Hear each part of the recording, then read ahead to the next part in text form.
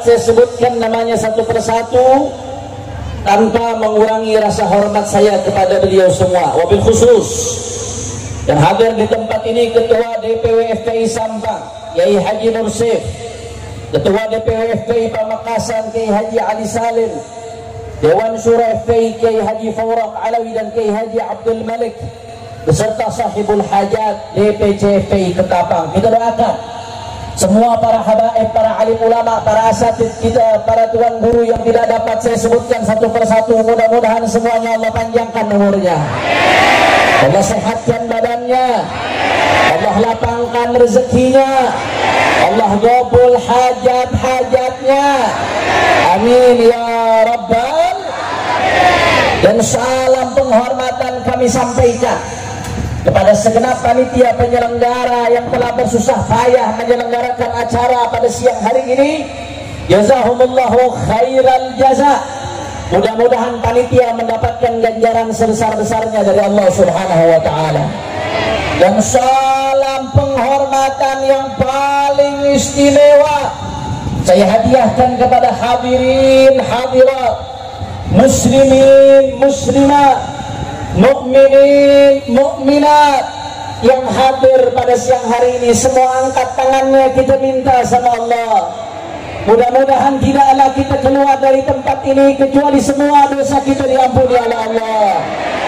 Yang sakit Allah angkat penyakitnya, Allah sehatkan badannya. Semua yang hadir dilapangkan rezekinya, digabul hajat-hajatnya, amin ya rabbal. Ahibba'il kiram, alhamdulillah, pada siang hari ini kita sama-sama berkumpul tidak lain dan tidak bukan dalam rangka tabligh akbar zikra maulidin Nabi Muhammad sallallahu alaihi wasallam. Saudara, sebentar lagi kita akan menyambut bulan Rabiul Awal, betul? Di bulan Rabiul Awal ada banyak kejadian besar. Yang populer yang kita tahu adalah Maulid baginda Rasulullah sallallahu alaihi wasallam. Tapi kalau kita mau buka sejarah, saudara, di bulan Rabiul Awal bukan hanya terjadi Maulid Nabi, tapi di antara kejadian besar yang terjadi di bulan Rabiul Awal menurut banyak ahli tarikh, ahli sejarah, salah satunya adalah hijrahnya baginda Nabi besar Muhammad sallallahu alaihi wasallam.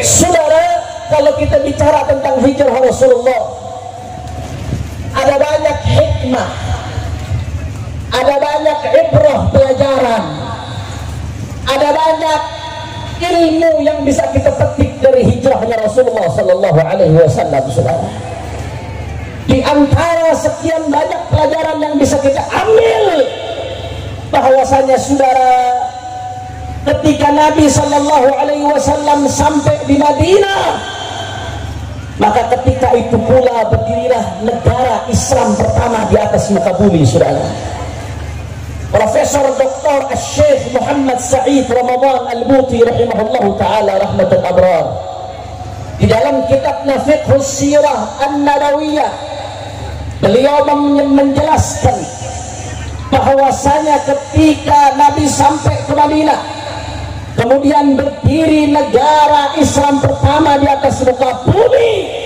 saudara, di situ Nabi mendirikan negara di atas 3 fondasi. Saudara, di atas berapa fondasi? 3. Berapa fondasi? 3. Yang pertama, binaul masjid. Fondasi pertama Nabi di dalam mendirikan negara adalah dengan membangun masjid ibadallah.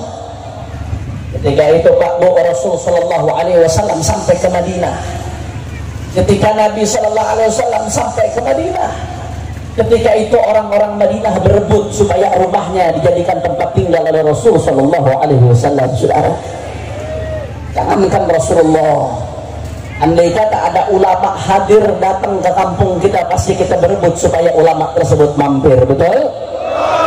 Begitu pula para sahabat ketika itu Nabi Muhammad sampai ke Madinah, para Para sahabat rame-rame supaya bisa rumahnya dijadikan tempat tinggal Rasulullah.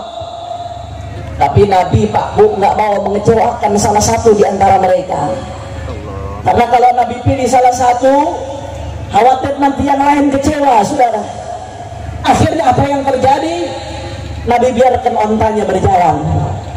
Kata Rasulullah, biarkan ini onta berjalan. Kata Rasulullah, di mana onta tersebut barakat, di mana onta tersebut berhenti dan duduk, maka itu adalah tempat yang aku pilih, saudara. Akhirnya onta tersebut jalan, terus dia jalan di kota Madinah setelah disambut oleh penduduk Madinah, ibadallah, sampai pada satu bidang tanah mirip dua anak yatim yang diasuh oleh sahabat As'ad ibn Zurarah radhiyallahu ta'ala anhu arda.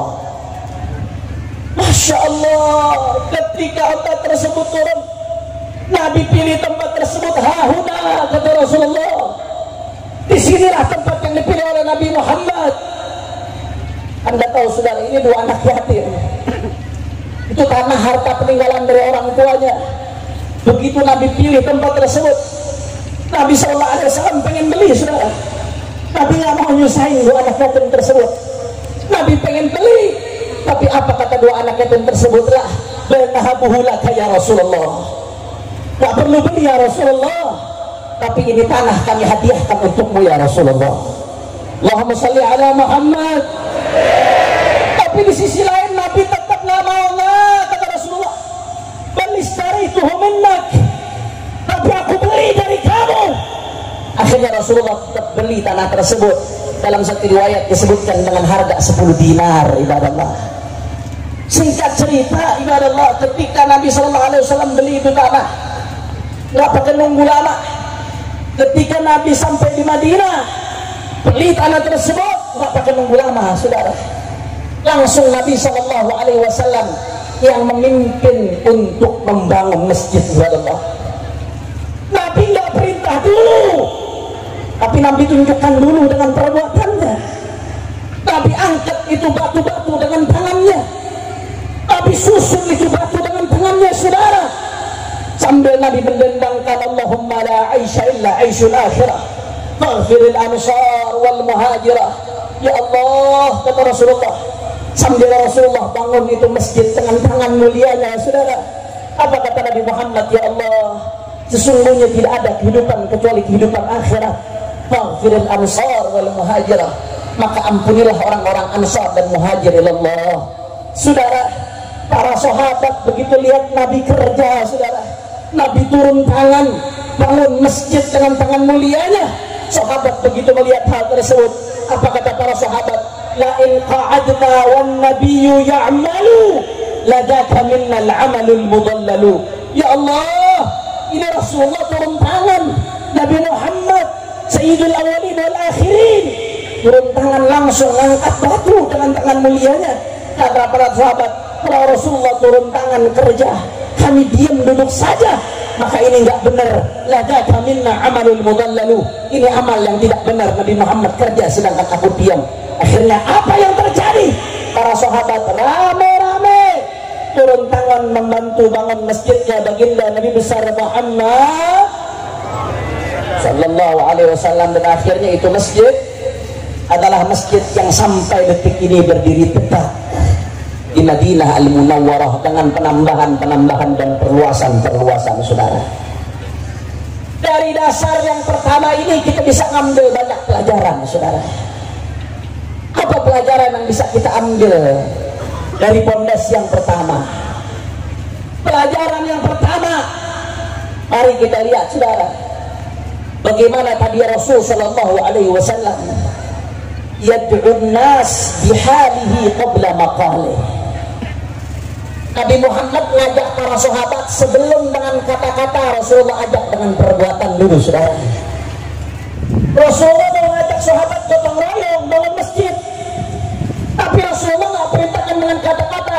Nabi turun sendiri, Nabi angkat itu batu, saudara. Dari sini kita bisa ngambil pelajaran. Apa pelajarannya?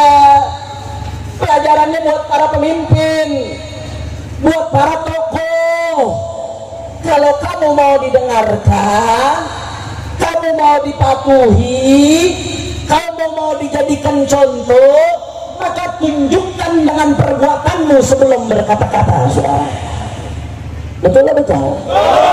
Betul lah betul? Tunjukkan dengan perbuatan.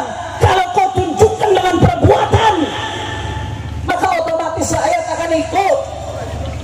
Pengikutmu akan tunduk. Jangan perkataannya A, perbuatannya B, saudara. Ngomongnya seolah-olah cinta rakyat, tapi cuma kampanye doang. Setelah selesai kampanye, rakyat ditindas, saudara. Betul? Betul? Masya Allah. Tunjukkan dulu dengan perbuatan. Itu akhlaknya baginda Rasulullah. Makanya saya teringat para ulama-ulama kita ini, mereka mengikuti akhlaknya Rasulullah. Saya ingat dulu waktu saya mondok, saudara. Dan sebelum saya mondok, dari zaman Abu Al-Hayy Hasan bin Ahmad Taharun di Dalwa, guru saya orang Madura, saudara. Saya belajar sama orang Madura. Saudara, itu sebelum beliau nyuruh santri untuk bangun pondok rame-rame ngecor, beliau dulu yang menunjukkan. Beliau turun dulu dicor sebelum nyuruh santri, santri ikut setelah itu, sudah. Akhlak dari siapa ini? Akhlaknya baginda Nabi Muhammad. Al-Walid Al-Habib Muhammad Rizik bin Hussein bin Syihab, mudah-mudahan Allah panjangkan umur beliau, Allah segera pulangkan beliau ke Indonesia. Saya ingat waktu itu pengajian bulanan di tempat beliau di Petamburan, yang hadir ribuan kalau pengajian bulanan, saudara. Di tengah-tengah beliau ngajar, lagi asyik beliau ngajar, di tengah-tengah beliau ngajar, rumah tetangganya kebakaran. Apa yang beliau lakukan, saudara? Beliau stop di tengah ajar, tutup kitab. Beliau stop di tengah ajar, beliau suruh jamaah tunggu. Beliau keluar dengan jubahnya, dengan imamahnya, dengan sorbannya, turun tangan untuk padamkan api rumah tetangganya sampai itu baju hitam, saudara. Dari mana ini akhlak? Dari kakeknya baginda Nabi Muhammad. Itu akhlaknya Rasulullah, Pak Bu. Makanya pesannya gampang. Kalau mau tokoh diikuti oleh pengikutnya, kalau mau pejabat dihormati oleh rakyatnya, tunjukkan dengan perbuatanmu sebelum dengan kata-kata, saudara. Betul? Betul? Ini sekarang lagi rame masalah vaksin untuk corona, saudara. Rakyat banyak yang nggak percaya, takut kalau disuntik vaksin, betul? Sekarang lagi tahap percobaan di Bandung. Sekian orang, sekian ratus ribu lebih kalau nggak salah, dijadikan sampel, dijadikan bahan percobaan. Rakyat banyak yang nggak percaya, rakyat banyak yang khawatir, takut ini vaksin mengkhawatirkan, takut vaksin membahayakan. Gampang caranya, kalau mau rakyat percaya, maka coba itu vaksin presiden dulu yang dijadikan percobaan sebelum rakyat, sudah. Rakyat ikut langsung, saya jamin. Yang pertama mesti disuntikkan percobaan vaksin presiden dan anaknya, mantunya, cucunya, setelah itu menteri-menterinya, saudara. Betul betul. Betul betul. Habis itu gubernur-gubernur dilanjutkan, habis itu anggota DPR. Jadi kalau ada apa-apa jangan korbanin rakyat, betul. Betul. Saya yakin kalau begitu percobaannya pasti rakyat akan ikut semuanya, saudara. Tunjukkan dulu dengan perbuatan. Betul betul. Betul betul. Masya Allah. Terus kemarin juga lagi ramai masalah sertifikasi ulama. Katanya ulama mau disertifikat, yang layak ceramah, yang mana, yang enggak, yang mana. Masya Allah. Ulama mau disertifikat udah kayak bakso frozen food, saudara. Innalillahi. Siapa yang mau sertifikasi ulama? Logikanya begini, logikanya kalau ada orang mau sertifikasi ulama, berarti kan dia ngetes kelayakan. Kalau yang ngetes berarti harus lebih tinggi atau lebih rendah? Lebih tinggi atau lebih rendah? Ilmunya harus lebih tinggi atau lebih rendah? Harus lebih tinggi. Terus siapa yang mau ngetes? Pejabat. Pejabat mana yang ilmunya lebih tinggi dari ulama, saudara? Kementerian Kementerian Agama, menterinya aja khutbah Jumat rukunnya nggak lengkap, saudara. Betul.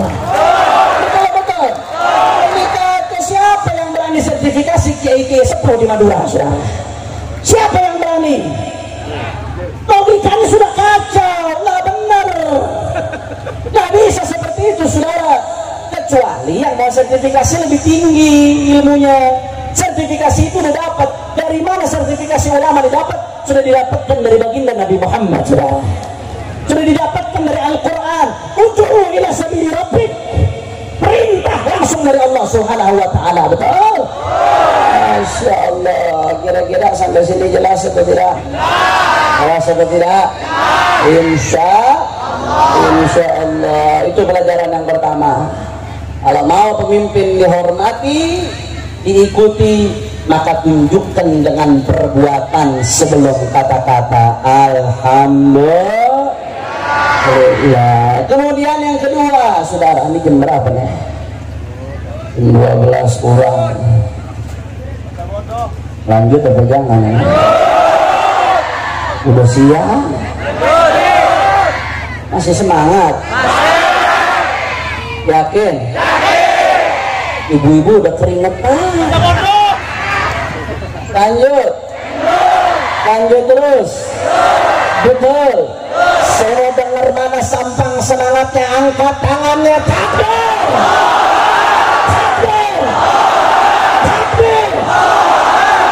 Sallu ala nabi. Allahumma shalli wa sallim barik. Itu pelajaran yang pertama yang kita bisa ambil dari pondasi pertama, saudara.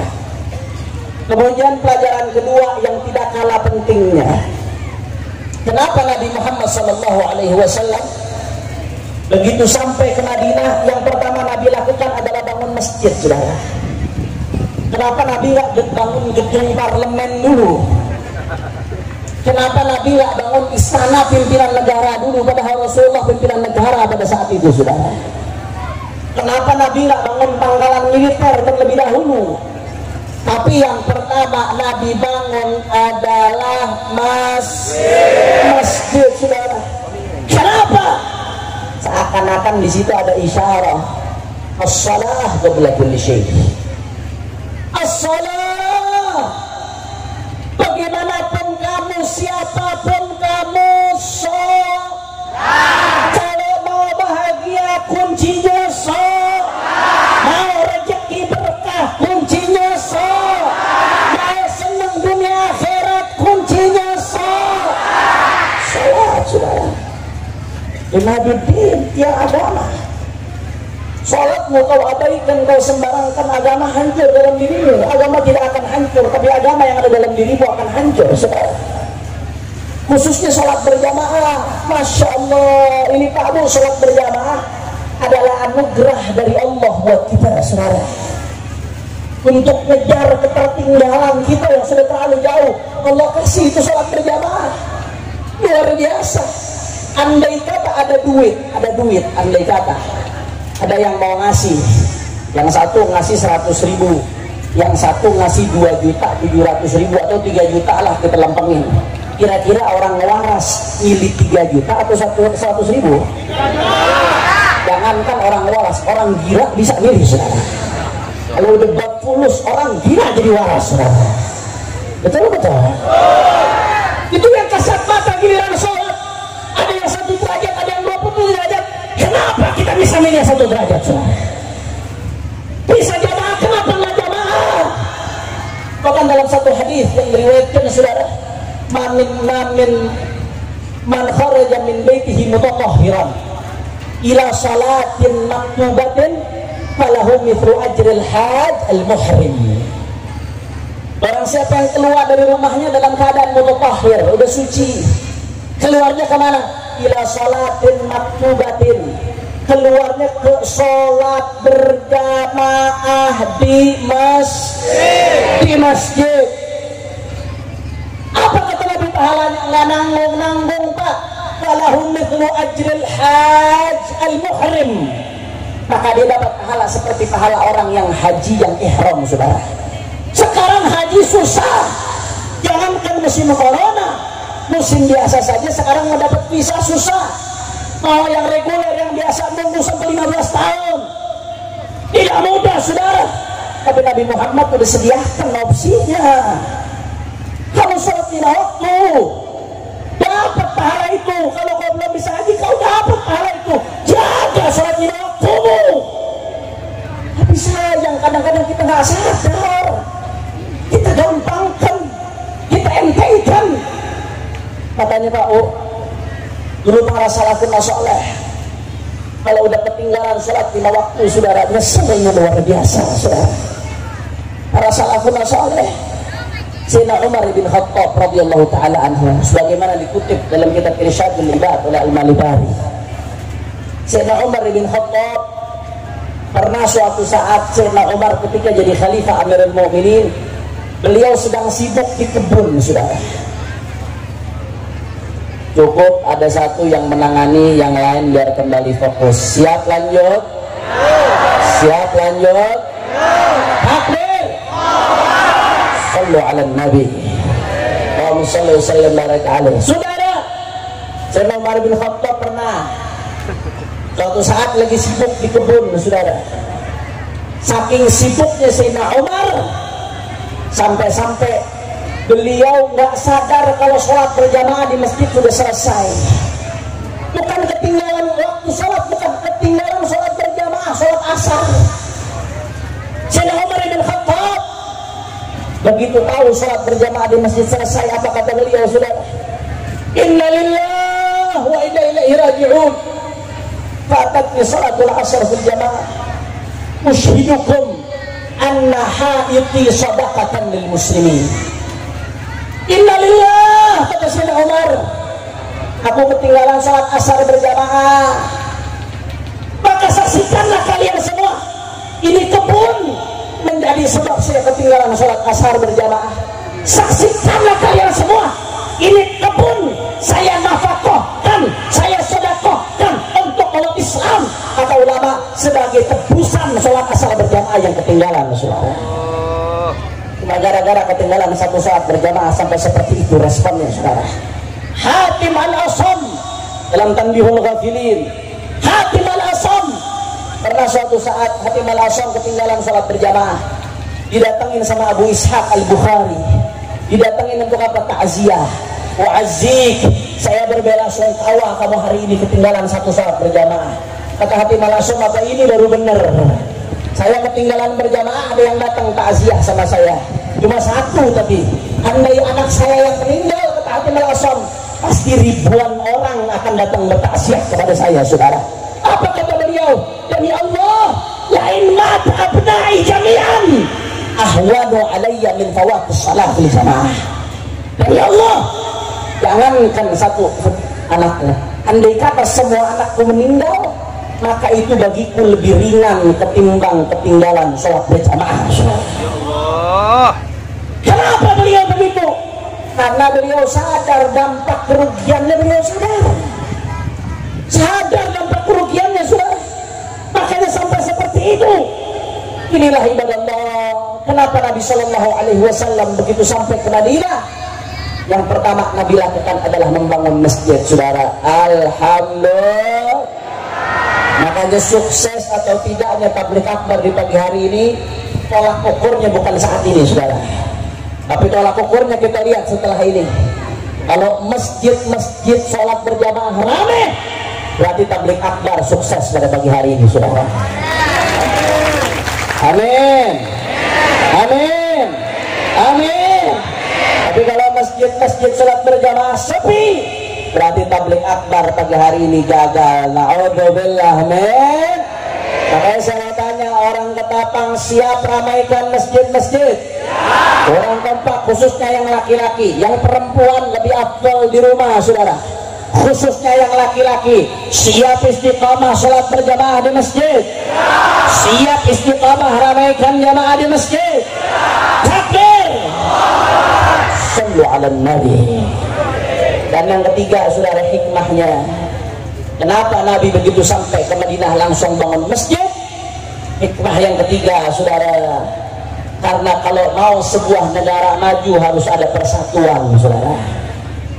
dan tidak ada yang bisa mempersatukan umat melebihi sholat berjamaah, saudara. Nggak ada. Sholat berjamaah sehari 5 waktu, umat kumpul di rumah Allah, dan ketika kumpul nggak ada batasan-batasan, saudara. Di masjid dibedakan atau tidak antara pejabat dengan rakyat? Di masjid dibedakan atau tidak antara orang kaya sama orang miskin? Di masjid dibedakan atau tidak antara aparat dengan rakyat? Nggak dibedakan, saudara. Ini yang bisa bikin umat bersatu. Semua elemen umat berbaur jadi satu, saudara. Akhirnya karena sering berbaur, tumbuh rasa empati, rasa kasih sayang di tengah mereka. Satu saja nggak hadir, kemana ini? Oh, jangan-jangan sakit ini. Kemana ini? Ada masalah apa kok dia nggak hadir? Biasanya dia hadir, biasanya dia rajin. Itu yang bikin negara jadi kuat. Itu yang bikin umat jadi kokoh, saudara. Makanya nggak heran. Dalam hadis Bukhari, saudara, Rasul Shallallahu Alaihi Wasallam pernah suatu saat, Pak Bu, Nabi Muhammad pernah mengatakan Rasulullah punya ham, Rasulullah punya keinginan. Apa kata Nabi keinginannya, saudara? Kata Rasulullah, aku pernah punya keinginan.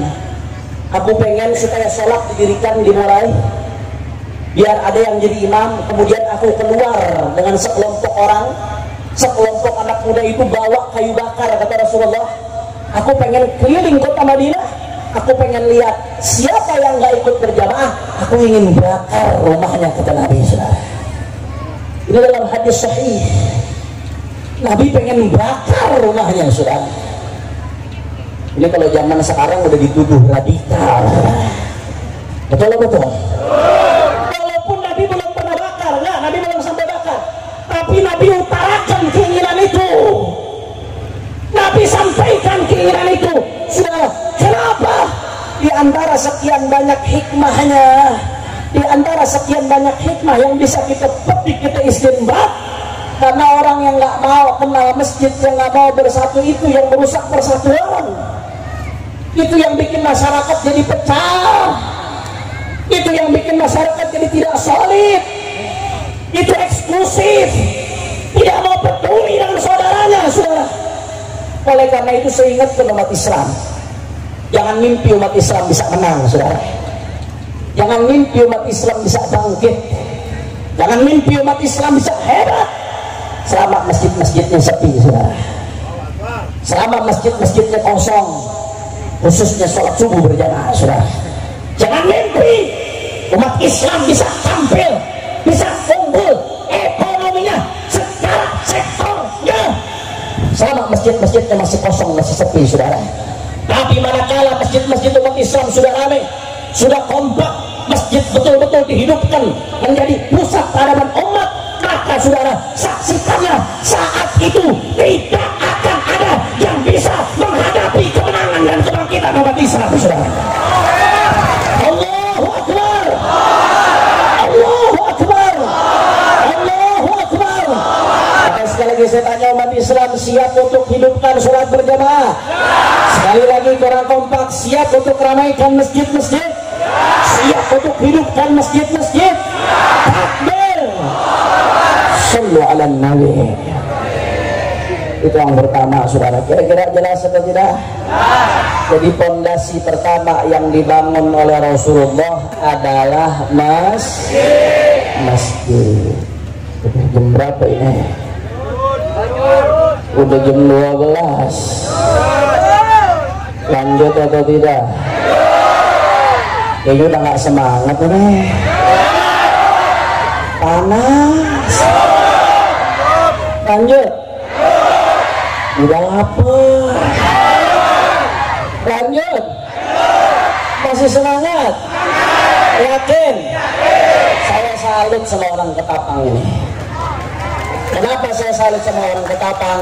Seharusnya acara jadwalnya besok hari Rabu, betul? Yang sudah diumumkan, betul? Tapi karena ada satu hal yang mendesak, yang sangat mendadak, saya harus majukan jadi hari Selasa. 3 hari yang lalu acara mendadak dimajukan, tapi umat tetap ribuan datang di tempat ini. Allahu Akbar, Allahu umat Islam akan mulai dari ketapang, saudara. Amin ya rabbal alamin. Kira-kira lanjut atau tidak? Betul? Masih semangat? Allahumma sholli ala Muhammad. Yang kedua yang ingin saya sampaikan pada kesempatan kali ini, yang kedua, saudara, fondasi kedua kata Syekh Al-Buti, fondasi yang kedua yang diletakkan oleh Rasulullah di dalam mendirikan negara Islam pada saat itu, saudara, adalah al-mu'akha bainal muslimin al-muhajirin wal ansar. Rasulullah mempersaudarakan di antara umat Islam muhajirin dan ansar, saudara. Orang-orang ansar penduduk Madinah saat itu, muhajirin aslinya orang-orang Makkah. Mereka berhijrah bersama Rasulullah demi agama. Dia tinggalkan rumahnya, dia tinggalkan hartanya, sebagian meninggalkan keluarganya, tidak lain dan tidak bukan dalam rangka berjuang membela agama baginda Nabi besar Muhammad. Ketika itu, saudara, Rasul sallallahu alaihi wasallam persaudarakan di antara mereka secara khusus. Ada 90 sahabat saat itu, setengahnya muhajirin, setengahnya ansar. Mereka 90 orang ini sama Rasulullah dipersaudarakan secara khusus, saudara. Bahkan saking khususnya persaudaraan saat itu, di antara mereka saling mewarisi, padahal ada hubungan kerabat. Sampai akhirnya datang ayatul irith, ayat tentang warisan, menghapus hukum daripada sebelumnya, saudara. Luar biasa. Itu ada sebagian ansar, mereka yang punya rumah mengatakan kepada saudaranya dari muhajir, ayo kita bagi rumah kita. Sebagian yang punya harta, ayo kita bagi dua harta kita, saudara. Bahkan ada sebagian sahabat ansar yang punya istri lebih dari satu, saudara. Begitu saudaranya datang muhajir, dipersaudarakan Rasulullah, apa katanya? Aku punya beberapa istri, kamu mau yang mana? Nanti yang kamu mau saya akan ceraikan. Setelah cerai, setelah iddah selesai, maka kamu akan nikah dengan dia, saudara. Sampai seperti itunya perjuangan para sahabat baginda Nabi besar Muhammad.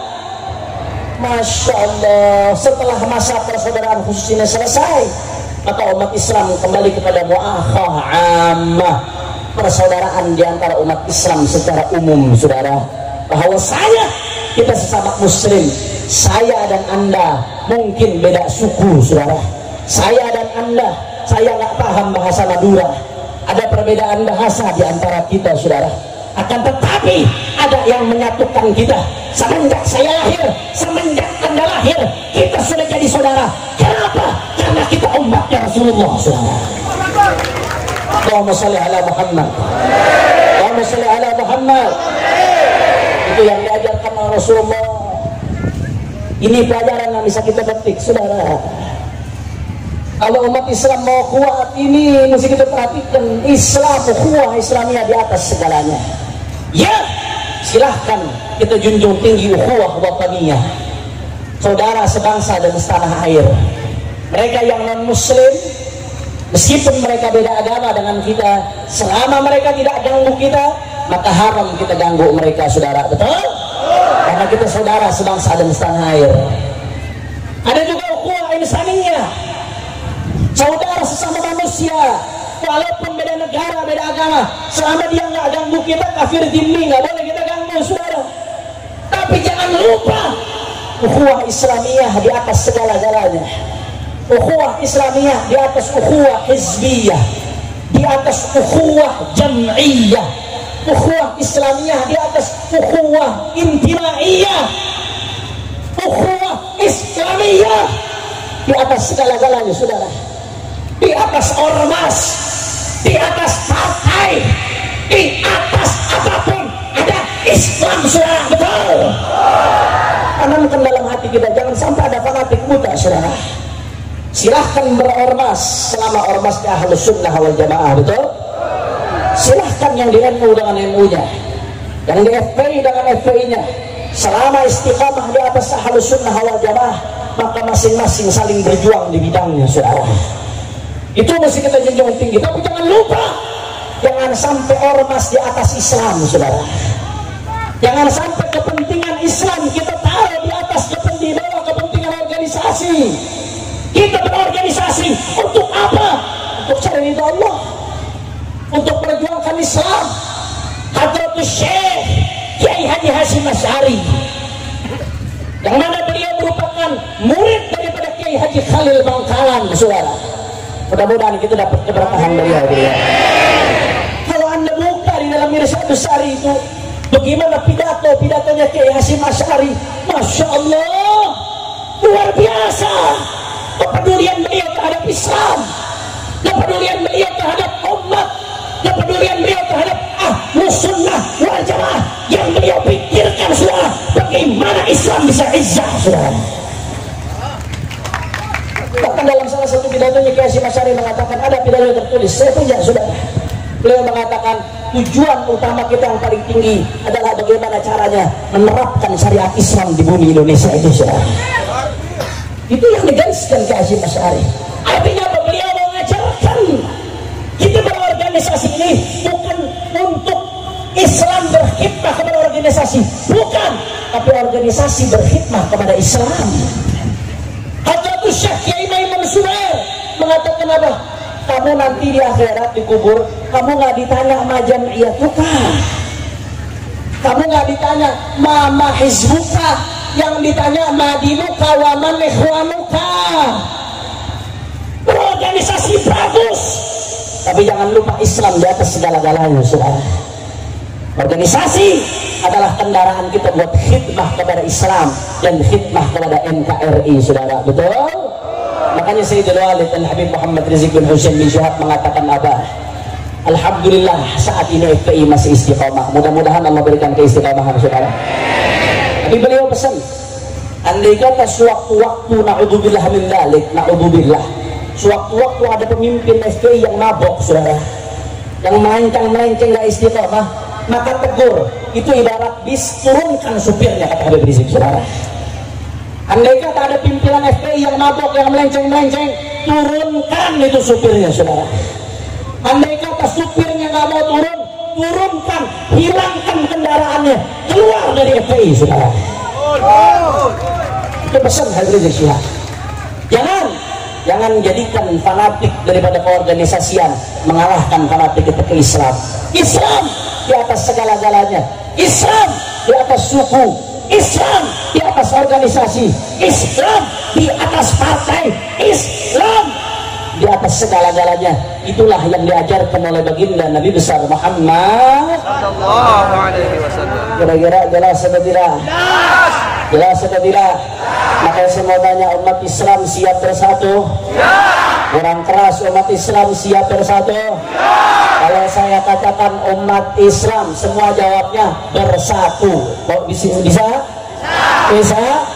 Umat Islam, umat Islam, ormas Islam, ulama, pesantren, kiai, aswaja, partai Islam, partai Islam, umat Islam, umat Islam, takbir, takbir, takbir. Sallu ala Nabi. Allahumma salli wa sallim alaihi. Kira-kira jelas atau tidak?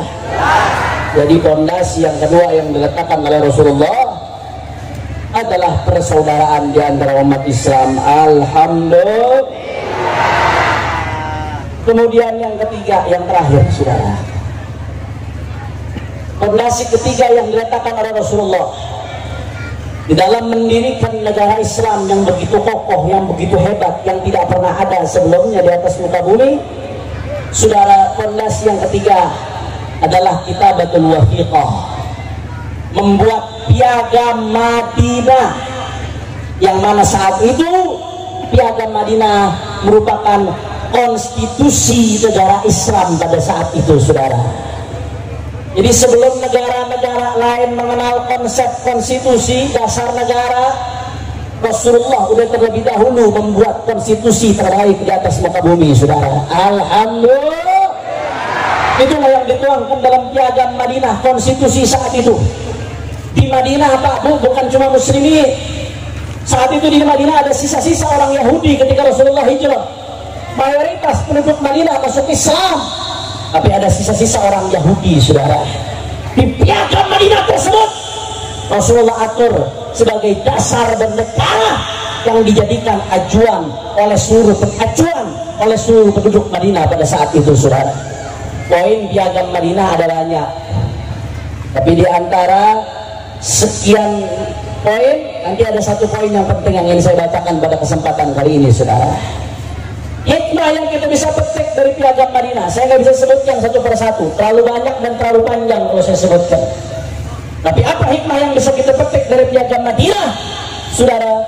Bahwasanya Islam bukan cuma ngurusin soal istinja, saudara.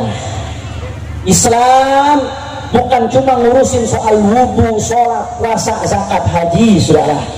Tapi Islam adalah agama yang syamil, kamil, sempurna, paripurna, mencakup segala aspek kehidupan manusia, saudara. Alhamdulillah.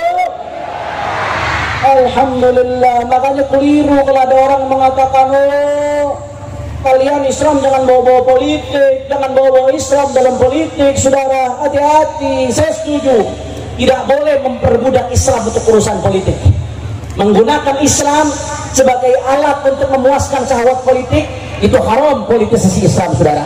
Akan tetapi mengalahkan politik untuk kepentingan Islam wajib diperjuangkan oleh politikus Islam, saudara. Betul? Kenapa demikian? Karena kalau umat Islamnya diem, bungkam, umat Islam yang nggak peduli politik, akhirnya yang masuk ke parlemen orang-orang yang nggak peduli Islam, bahkan yang anti-Islam, yang jadi menteri anti-Islam, tahu-tahu yang jadi presiden anti-Islam, maka yang akan dirugikan umat Islam, saudara. Mereka yang akan bikin peraturan umat Islam yang harus patuh, taat dan tunduk, saudara. Betul? Kira-kira kalau seperti itu bahaya atau tidak? Bahaya atau tidak? Hati-hati, saudara, hati-hati. Yang ingin memisahkan Islam dengan negara, yang ingin memisahkan Islam dengan politik, hati-hati, saudara. Karena politik akan semakin parah kalau tidak dikontrol dengan Islam, saudara. Itu pelajaran yang pertama. Pelajaran yang kedua yang ingin kita bahas dari Piagam Madinah. Apa pelajaran yang kedua? Bahwasanya salah satu poin dalam Piagam Madinah, Rasulullah mengatakan, kullu makana baina ahli hadhihi as-sahifah min hadathin wastijar yukhafu fasaduhu fa inna maraddahu ila Allah azza wa jalla wa ila Muhammadin Rasulullah sallallahu alaihi wasallam. Maksudnya apa, Beb? Saya terjemahkan secara global saja. Setiap pertentangan di antara penduduk kota ini, kata Nabi Muhammad, yang dikhawatirkan bisa menimbulkan kerusakan, maka setiap pertentangan yang ada, maka dikembalikan kepada hukum Allah dan Rasulnya, saudara. Apa yang bisa kita petik dari ini? Ada pelajaran luar biasa, Pak Lo. Pelajarannya apa? Kita umat Islam mesti ngerti bahwasanya Islam tidak melarang.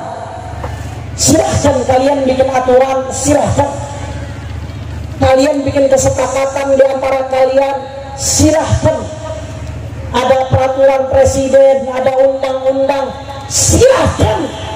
Islam tidak larang. Yang penting syaratnya satu, saudara. Jangan coba-coba aturan buatan manusia bertentangan dengan aturan Allah dan Rasulnya, saudara. Betul? Betul? Manakala aturan manusia mengandung kemaslahatan dan tidak bertentangan dengan aturan Allah dan Rasulnya, maka silahkan, saudara. Bahkan itu ketika merupakan peraturan ulil amri, kita wajib untuk patuh, untuk taat, saudara. Itu yang diajarkan Ahlussunnah wal Jamaah. Tapi sebaliknya, kalau ada aturan manusia bertentangan dengan aturan Allah, Allah larang minuman keras, dia bolehkan bolehkan minuman keras, Allah larang judi, dia bolehkan judi, Allah larang zina, dia buka pelacuran, saudara. Kalau ada yang seperti itu, maka kita wajib untuk melawan, wajib untuk menentang dan tunduk patuh kepada aturan Allah dan Rasulnya, saudara. Alhamdulillah, alhamdulillah. Makanya hati-hati umat Islam. Kita ini mesti bersyukur tinggal di Indonesia. Kenapa saya katakan kita mesti bersyukur? Para pendiri bangsa kita orang-orang cerdas, saudara. Para pendiri bangsa kita, khususnya para ulama, para kiai, orang-orang jenius. Salah satu hasil kejeniusan mereka adalah dirumuskannya Pancasila, saudara. Pancasila adalah hasil ijtihad para pendiri bangsa, di antaranya para ulama. Luar biasa. Sila pertama ketuhanan yang Maha Esa, itu sila kunci, saudara. Itu dasar negara. Artinya apa? Semua peraturan di Indonesia, di negeri ini, apapun peraturannya, tidak boleh bertentangan dengan nilai ketuhanan yang Maha Esa, saudara. Betul? Betul? Masya Allah. Makanya kita bersyukur, jaga Pancasila. Jangan sampai Pancasila dirongrong oleh neo-komunis, saudara. Jangan sampai Pancasila dirongrong oleh neo-neoliberal, saudara. Hati-hati, karena kemarin ada undang-undang yang berusaha untuk ngobok-ngobok Pancasila, yang namanya RUU HIP, saudara. Dan alhamdulillah, berkat perjuangan umat, saudara, semua ormas tolak. Berkat kekompakan perjuangan umat, akhirnya RUU HIP tersebut dibatalkan. Alhamdulillah. Alhamdulillah. Jaga ini warisan daripada para pendiri bangsa kita, Pancasila. Makanya setiap aturan yang bertentangan dengan nilai ketuhanan Maha Esa, wajib kita umat Islam untuk berjuang melawannya, saudara. Wajib ulama untuk bersuara, protes. Ada jalur konstitusional, ada demonstrasi, ada Mahkamah Konstitusi, ada PT UN, ada jalur konstitusional. Protes dong, jangan diem dong, jangan bungkem dong. Kalau ulamanya diem, maka umatnya akan rusak, saudara. Betul? Makanya ibadah Allah ini apalagi sekarang lagi ramai. Ini lagi ramai luar biasa. Hari ini lagi aksi di Jakarta, saudara. Lagi ramai luar biasa masalah undang-undang dulu namanya Cipta Lapangan Kerja, cilaka, saudara. Sekarang udah dirubah jadi UU Cipta Kerja. Ini undang-undang penuh masalah. Kami FPI sudah merilis resmi. Kenapa kami nolak undang-undang ini? Karena para ahli hukum FPI berdasarkan draft yang sudah beredar sebelumnya. Karena ini bermasalah, undang-undang sudah disahkan tapi draftnya belum ketahuan yang mana, saudara. Ini problem. Padahal undang-undang itu kalau sudah disahkan, jangankan isinya, titik komanya nggak boleh berubah. Karena kalau titik komanya berubah, itu bisa ada implikasi hukum, saudara. Kami dari Front Pembela Islam, ahli hukum FPI, berdasarkan draft yang beredar sebelum ini, saudara, mendapatkan ada banyak indikasi undang-undang Cipta Kerja ini merugikan rakyat dan pro kepada investor, saudara. Banyak indikasinya, saya tidak bisa paparkan satu persatu, terlalu panjang kalau dipaparkan, saudara. Dan yang anehnya lagi, sampai detik ini belum ada draft yang resmi. Mengesahkannya kusuk-kusuk. Para ahli hukum teriak, para ahli tata negara teriak, tapi negara terus memaksakan supaya undang-undang ini bisa disahkan, saudara. Innalillahi. Saya mau tanya, kira-kira umat Islam kalau rakyat di Indonesia ditindas rela atau tidak? Kurang kompak, kira-kira rela atau tidak? Kalau rakyat ditindas rela atau tidak? Kalau rakyat dirugikan rela atau tidak? Oleh karena itu, saudara, bantu. Umat Islam sedang berjuang, saudara. Buruh sedang berjuang, mahasiswa sedang berjuang, dan hari ini ulama dengan umat Islam sedang berjuang. Kita tidak mau tahu, pokoknya presiden harus mengeluarkan perpu untuk batalkan undang-undang Omnibus Law ini, saudara. Setuju? Setuju? Setuju? Manakala presiden tidak mau batalkan, maka kami, saudara, ini sudah jadi kacau di mana-mana. Umat protes, sebelumnya RUU HIP, sebelum ada macam-macam, saudara, macam-macam. Makanya manakala ini tidak dikeluarkan perpu, presiden tidak mau membatalkan, maka sesuai dengan amanat TAP MPR tahun 2000, saudara, manakala presiden tidak dipercaya lagi oleh rakyat, maka kami minta dengan hormat supaya presiden lebih baik mundur dari jabatannya, saudara. Setuju? Setuju? Habib makar dong, Habib makar dong. Habib kok seperti itu sih ngomongnya, saudara? Kami Ahlussunnah wal Jamaah, kami gak kenal makar, gak boleh itu buka dalam Ahlussunnah wal Jamaah. Kami tahu walam yajuz fi ghairi mahdil kufri khurujuna ala waliyil amri, saudara. Selama tidak kafir kufrun bawah, gak boleh kami dalam Ahlussunnah wal Jamaah berontak terhadap pemerintah yang sah. Itu ajaran Ahlussunnah.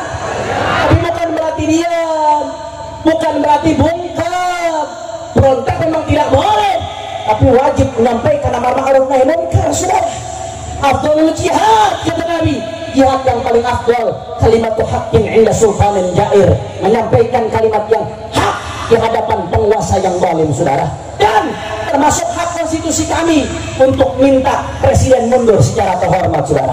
Kami nggak mau berontak, kami cuma minta presiden mundur daripada negeri tambah kacau, daripada negeri jadi ribut, daripada Indonesia rusak.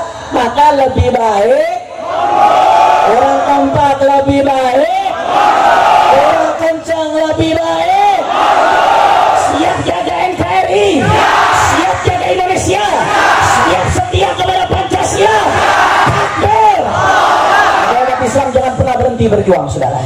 Jaga terus Indonesia, jaga terus NKRI. Umat Islam jangan pernah berhenti berjuang, saudara, apapun yang terjadi, karena umat Islam adalah benteng terakhir daripada NKRI, saudara.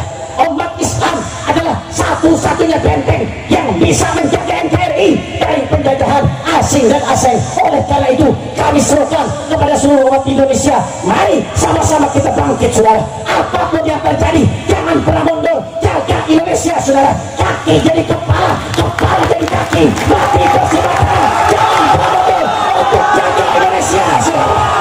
Allahu Akbar, Allahu Akbar, Allahu Akbar. Umat Islam Madura siap jaga Indonesia, siap jaga NKRI, siap jaga Pancasila, siap perjuangkan Islam. Nanti ditangkap masa bodoh, nanti di penjara, nanti diteror, nanti dibuang. Astagfirullah. Siap jaga NKRI? Yakin? Betul? Sementara Madura semua angkat tangannya. Allahu Akbar, Allahu Akbar, Allahu Akbar. Sallu ala Nabi. Benar, saya kasih kabar gembira buat orang Madura, buat orang Madura.